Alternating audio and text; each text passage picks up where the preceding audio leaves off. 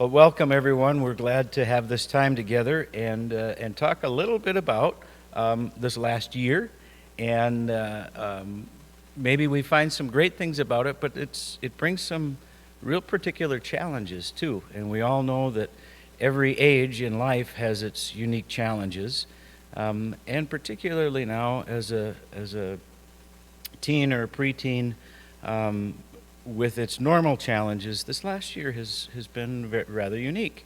And so with us today is Tracy Hanson. She is a counselor and has her own counseling service, and she's going to help us think through some of these pieces that might be helpful for us to think through what this year has been, how to manage as we continue to go through it, and then maybe even looking, okay, what's this going to mean later on? So Tracy, welcome. Thank you for being here. Thank you. Thanks for asking. Why don't you, if you'll tell us a little bit about yourself, about what you do, and how you got into it. Very interesting and needed work that you do. Sure. So I'm a member of all of it. We have 3 kids who are now 22, 19, and 16. And I will say this with my daughter's permission, who she likes to say she's the reason that I got into this. She actually says she'd like me to put a mural on the wall and tell people that's why I got into this. Perfect. But we struggled with parenting when the kids were younger. And so I started off, I'm also a trainer in the Nurtured Heart approach, which is really where I got my start. We use that with the kids. And then from there, I was doing some teaching parenting classes at NDSU and was working a little bit with a professor who suggested going back to grad school, which was the first time I had ever thought about that. And he just said there's a need in the community for people who can help and reach out with families and parents and kids. So that was really the first time I kind of entertained that idea. So I went back to school in 2013 and have worked at various agencies since, and just this year started in my own practice. So I see, I work a lot with, actually I have, limiting my ages for 14 and up. I used to see all ages, but I'm doing 14 and up, and really also that component of working with parents a lot more, because I think it's important when I'm working with the kids to involve the parents in that too. So Liberty's my therapy dog, so she comes to the office with me. So she is there, and it's, for a lot of people, they say it's just nice to, when they're feeling anxious about something, pets are, if you have pets, they're one of, another way of, you're talking about self-care and calming, just sit with your dog or your cat or borrow somebody else's, they're very calming and intuitive, and it just helps to reduce anxiety too. So, trying to get her to look. So I just wanted to introduce her as well. She came for today. A good place to start here is talking about our communication together. Humans always struggle a little bit with how do we communicate with each other, and certainly as children and parents, we need some help and some guidance along the way. So can you help us think through some of those best ways to communicate together as children and parents? Sure. That's probably one of the biggest struggles. And, I work with couples as well, and a lot of the things that we use with couples, we use with parents and kids too. It's just good communication skills is necessary. So I start from a foundation of the relationship, and that it's really important that you want to think about the relationship that you have and the relationship that you want to have. And that really drives the communication, I think. When you think about, sometimes when you're butting heads or you're struggling, it's hard to remember that in the end, you love each other and that you want to connect with each other. And so sometimes it's taking that step back. I'll teach people a lot about recognizing their emotions. And when you start to feel something inside, recognize it and maybe be like, let's just come back to this. So you're not, when you start, either the parent or the child starts to get upset, you're probably going to say or do something that you don't mean to do. Also, I think coming from a place of mutual respect, and that can be hard sometimes, is, I do hear a lot from parents like, why do I want to recognize or, praise something that they should be doing anyway? And I come back to, well, as adults, even in our jobs, if you only heard the bad stuff that you did, or you only heard what you need to correct, you don't feel good about what you're doing. And so it's important for both to be there. And so I have, like I said, I use a lot of Nurture Heart in when I'm training parents. And if you're not familiar, not everybody's probably familiar with that, but it's a very relationship based. It doesn't, in no way am I saying that, when I say mutual respect, that it means that parents don't have a final say or anything like that, but it really is about hearing your kids, listening to your kids, letting them have a voice, hearing where they're coming from, why they're thinking what they're thinking. Lots of times I'll say to parents, give them the option of like coming up with ideas if it's, I don't know, if something went wrong, or something needs to be corrected before the parent steps in with that, letting kids do that. There's also a book that I read called The Explosive Child, and they have a plan inside of it, and that's the one that I will pull out here. Okay. Because I will use this a lot. It's also very related to, I think, what we teach in Nurtured Heart, but it talks about three pieces to it. You want to have empathy. Yep. When you're having your conversation, you want to have empathy for your child, for each other, and hearing them out, telling them what you notice, what's the problem, focus on the problem, not the behavior. And then the second part to that would be share your concerns. So as an adult, share what your concerns are. And then the last part is brainstorming together what you can do. So Excellent. letting them have a voice. So it's easy. There's just three pieces to it. But if we think about adding those three pieces when we have a problem, I think that it's just nice ingredients kind of to add back in. Very much so. I mean, and starting, as you said, with the relationship and just those two words that we can all hang on to. We love each other, right? So love, and both parent and child as respect. Mm-hmm. We can still respect each other. Even when there's tension and discord, we can have respect. Mm-hmm. And then we have that empathy and really listen to each other. Mm-hmm. That active listening piece, right? Mm-hmm. That's hard for a lot of us, right? Right. I'm ADHD, right? I know I have to practice active listening always, which trying to repeat back what you just said so I can fully understand what's going on. Mm-hmm. And both people in communicating to be able to lean in so much that you really get at. And if you don't understand what they're saying, just clarify it. Yeah. And then the brainstorming. That's just beautiful to say, all right, together, let's think of ways that we can get at what the problem is. Mm-hmm. Wonderful. Right, yeah. Keep the focus on the problem, not the behavior or the responses that you're seeing. And I think this is something I talk a lot with couples, and kids probably have heard it in school, but I statements. Yes. I statements, keep the focus on here's what I'm feeling, I'm curious about this, I'm not sure I understand, but you did this, you did that, are going to, cause someone to feel defensive. And then we talk about things called soft startups, and I statements are soft startups. But when you come in with a harsh startup, it's a little bit more aggressive, a little bit more, there's tone. Another thing I teach people is when you're communicating, the words you say are less than 5% of what's communicated. It's your tone, it's your body language, just kind of your posture. It's all those nonverbals that make up the other 95% of it. So how we enter into that conversation is important. Right. So, well. So I like when I'm working with parents to remind them that when you're most upset or angry is the time that you're going to have a productive conversation. Okay. Right. Wonderful. I think that's really helpful. It's hard enough to be a teenager, right? There might be one or two ages where I'd say, boy, if I could go back to when I was that age. I don't think any of them are in the teenage years, right? Yet they're wonderful, and it's this time of so much discovery of the world and yourself, particularly now with hybrids and going back to class, and there is, and not having all of our activities, and that just raises the stress level. So if I'm a kid 14 to 18 right now, what would you offer as some advice in how to address those stress levels and when we feel that rising? How can you help us work through that? Because it's a big deal right now. It's a big question, and there's not just one way. I teach a couple different things. Number one, find ways to be connected. Okay.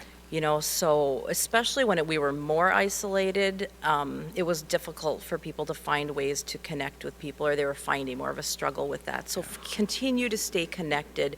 And now that things are, opening up a little bit, I think for people to remember, again, we got used to not connecting. Now, it's getting back out and finding ways to connect. So I would tell people, even if that's a phone call,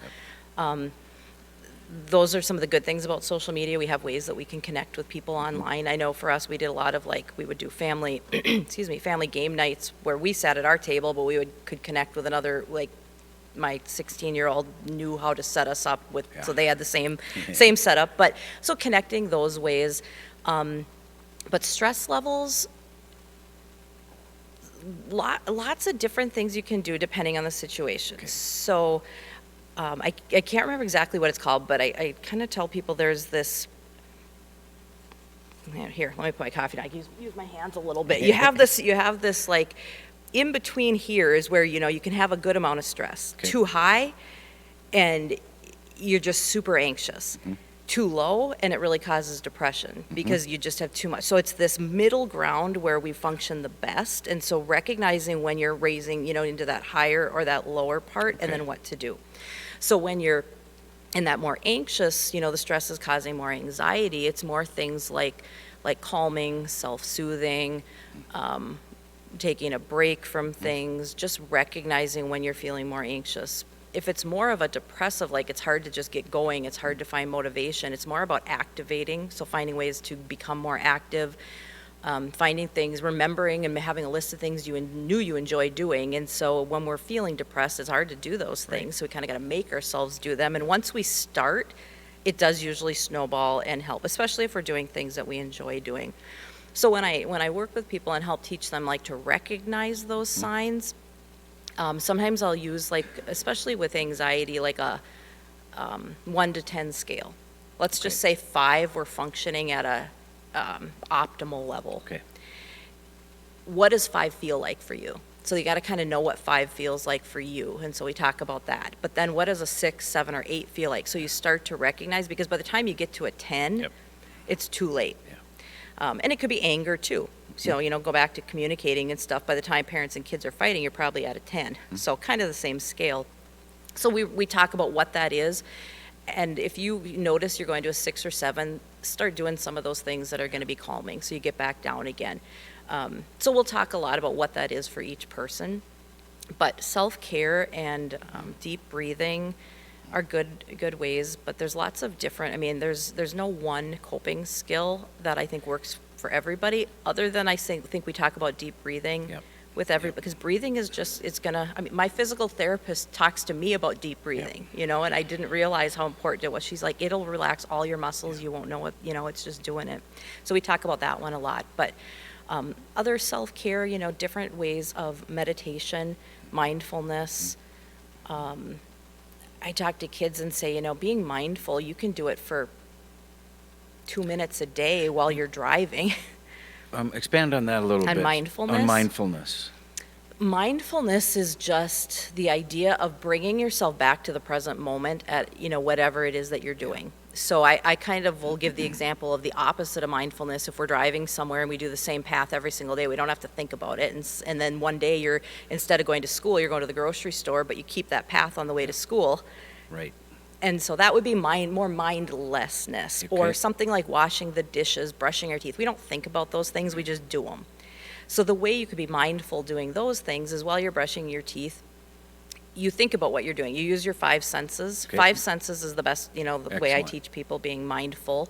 So bring in your 5 senses, and then in that moment while you're brushing your teeth, it's, sensations of what you're feeling, tasting, sometimes smell, but you bring in your 5 senses, and maybe it lasts 60 seconds. But during that 60 seconds, you're bringing your mind back to the present. It's just kind of that constantly practicing, like strengthening a muscle, kind of like it, just so it can be done in a couple minutes a day. So while you're driving, washing the dishes, while you're doing your homework, I'm sure the kids have experienced it. I think most of us have. You can be reading something and read the page 3 times, but your mind was somewhere else. Yeah. So mindfulness helps bring you back kind of and just be really focused on what it is you're doing. That's really helpful because those little pieces really are effective. To just it slows everything down. It keeps you aware of where you're at, how you're feeling, and so and maybe just summarizing a couple things when we that recognition of the stress level is very important. Too low, we need to get active. Too high, we got to practice some kind of breathing. Our watches now tell us and remind us, breathe. Oh yeah, breathing is a good idea. Yeah. But to Or take, stand up. Or You stand haven't up. Time to stood stand up.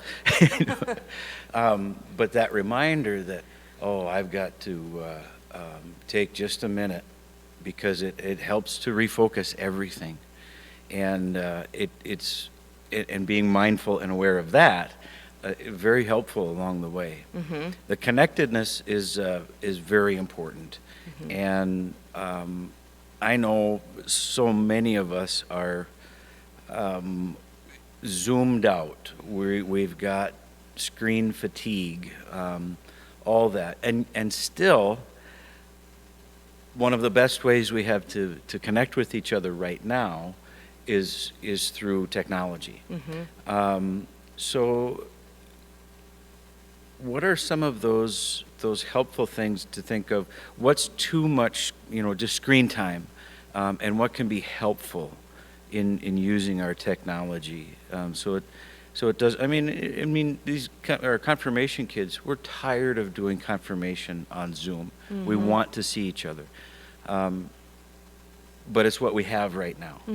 And so, what's that good place where we can be in our use of the screens and technology? When does it feel like it's too much? Yeah, and that can be a tough conversation, but a good, important conversation for parents and Yeah. kids to have. I think about, it's like when we're talking with our 16-year-old. I mean, he's obviously got a different opinion of that than Yeah. we have, opinion of that. Right.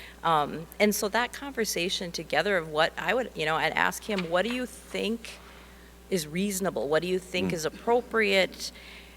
Get a sense first of where he actually sees that. What does he feel like? And then how is it helping him?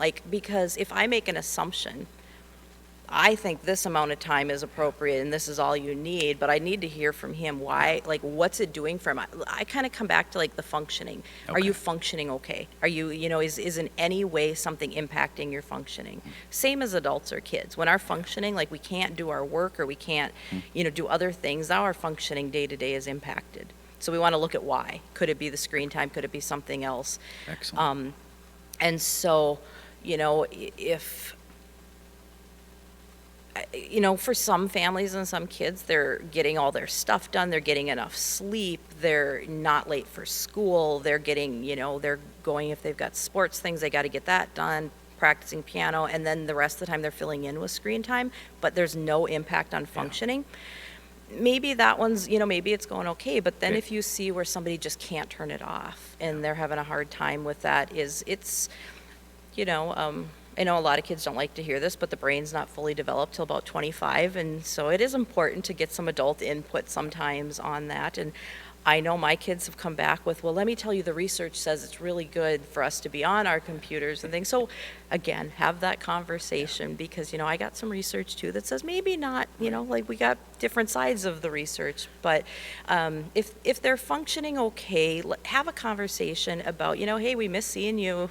We want to have a game night or movie night or something. When you have an open conversation, kids are more,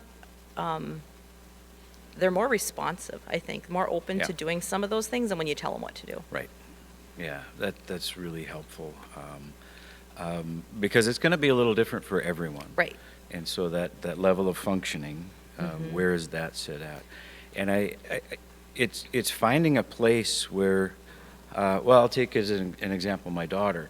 She lived until October, right? So 7 months through the pandemic, alone in an apartment.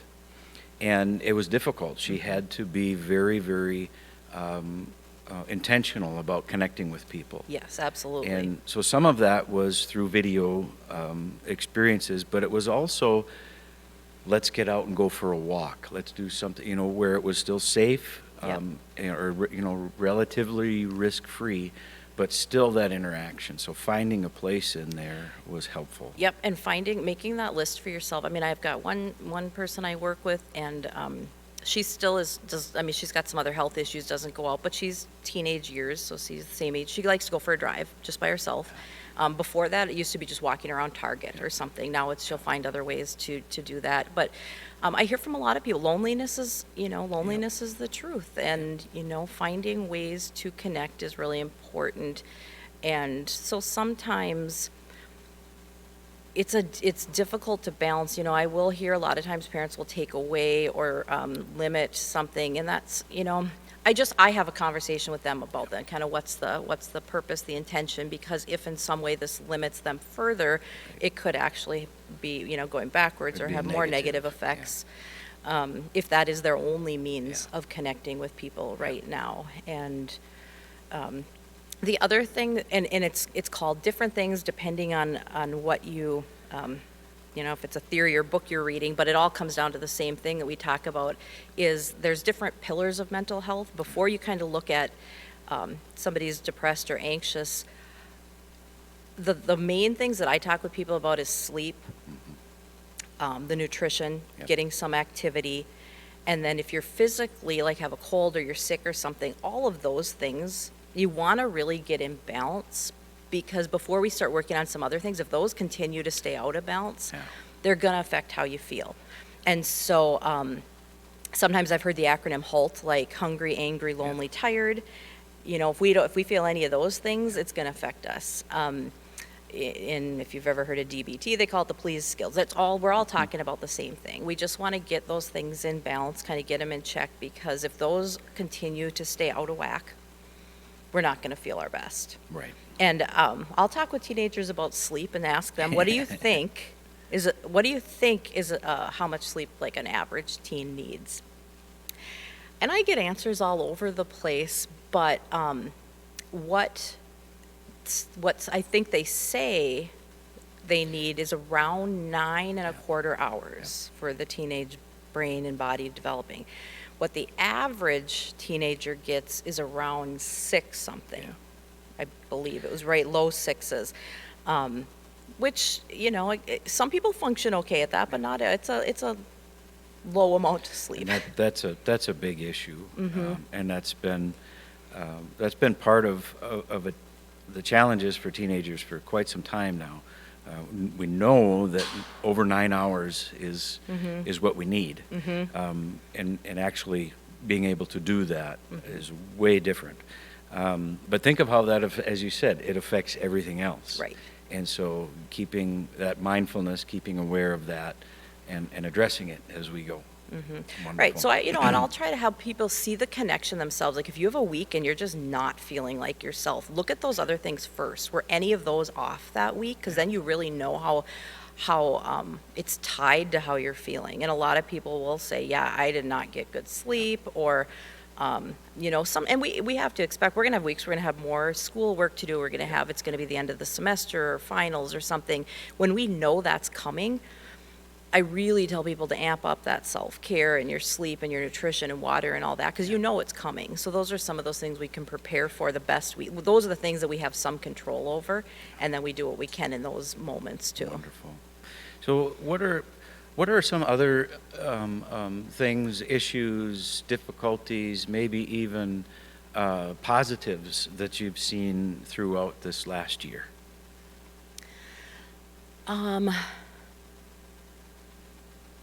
Kids are the strength that I've seen. I mean, the kids are amazing, and they are stronger than sometimes they give themselves credit for, and they are resilient, and they have been helping each other out, and they come with good ideas of ways that they can help themselves and help other people. I think that this is going to be, You know, I know we're still living it, but the experiences that they are going to come away with will be things they'll use throughout their lives, and we'll live in a different world. I don't think things will ever be exactly like it was before. But, you know, when I talk with people, whether it's about living through a pandemic or anything, the people that kind of come out maybe the strongest, I don't know if that's the right word for it, are the ones that feel more confident in their ability to manage it.